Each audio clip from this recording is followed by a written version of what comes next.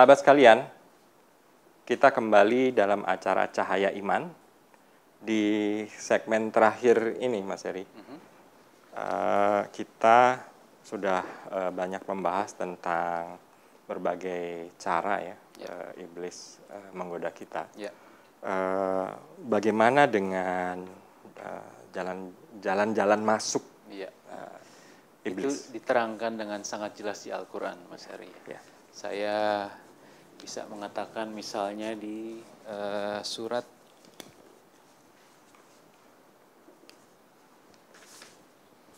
kita buka surat 7 ayat 16 dan 17, Mas. Surat 7 ya, surat Al-A'raf. Al-A'raf ya. Saya bacakan artinya, ini dialog iblis dengan Allah Ta'ala. Iblis menjawab, karena engkau telah menyesatkan aku, pasti aku akan selalu menghalangi mereka dari siratal mustaqim, dari jalanmu yang lurus. Kemudian ayat 17-nya, kemudian pasti aku akan mendatangi mereka dari depan, dari belakang, dari kanan dan dari kiri mereka. Dan engkau tidak akan mendapati kebanyakan mereka bersyukur.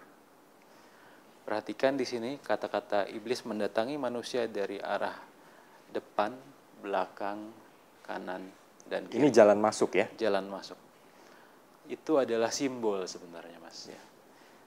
Mendatangi dari arah depan itu adalah simbol bahwa kita dibuat khawatir masa depan. Takut rezeki tidak cukup.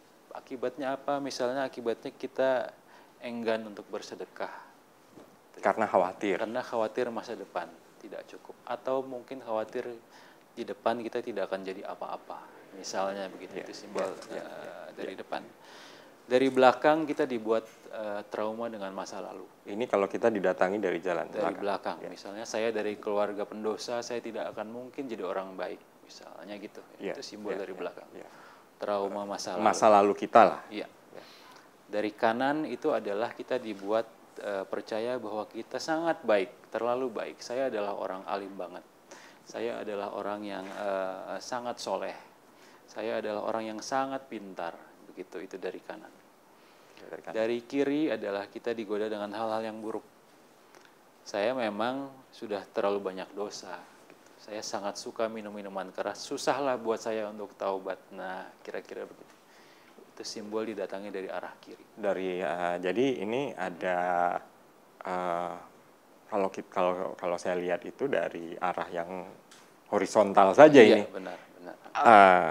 Nampaknya dari atas dan bawah tidak. Mas Eri akan tanya tentang itu. Di sini ada yang menarik. Kenapa atas dan bawah tidak disentuh? Nah, ini bagaimana penjelasannya? Nah, atas itu simbol kita. Kalau kita berdoa kita begini ya. Itu nauriyah. Menengadah. Itu simbol kita berharap pada Allah, pengharapan pada Allah. Itu simbol aspek diri kita yang batin menghadap ke atas. Itu. Bawah kosong kenapa? Itu adalah simbol sujud. Kita bersujud ke bawah, itu simbol keberserah dirian kepada Allah. Itu simbol aspek diri kita yang jasad dari bumi. Yang tidak bisa iblis sentuh tadi adalah atas dan bawah. Ini menarik sekali karena dari aspek yang horizontal ya, depan, belakang, kiri, kanan bisa didatangi. Tapi dari aspek vertikal itu seolah-olah ditutup oleh Allah. Allah menjaga itu buat dia saja. Iblis tidak lewat sana. Ketika kita berharap pada Allah dan ketika kita sujud berserah diri kepada Allah, itu tidak iblis sentuh.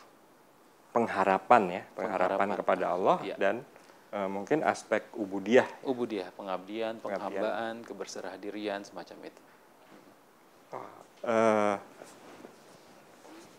Sahabat sekalian, kita sudah banyak mendiskusikan tentang masalah godaan ya. Saya pikir kita sudah sampai pada penghujung episode kali ini ya.